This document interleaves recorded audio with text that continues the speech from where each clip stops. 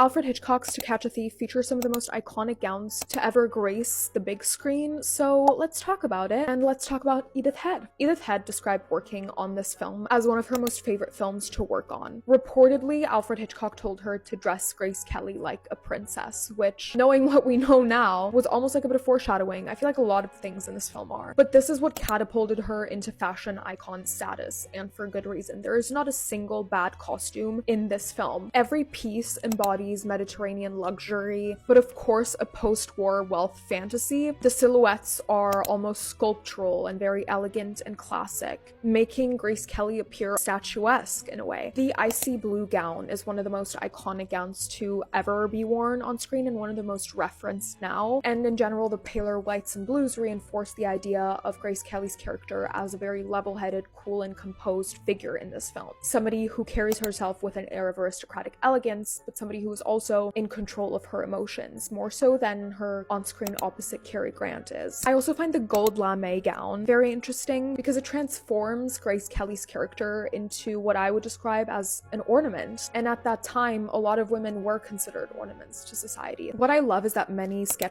original sketches of Edith Head's have survived, and you really get a glimpse into what the process was like for her working on this film, and it's fascinating. Obviously a lot of these looks were influenced by popular silhouettes at the time, French couture, New Dior couture, and I tried to find out where some of the jewelry was from, discovering that it's mostly costume jewelry that was rented for like under $100, but it still looks beautiful and apparently was inspired by a lot of Van Cleef and Cartier pieces. I loved watching this for the costumes alone. It's such a feast for the eyes, major eye candy. Let me know what you guys think. Let me know if there are any other films you want me to talk about costume design wise, and I'll see you guys very soon.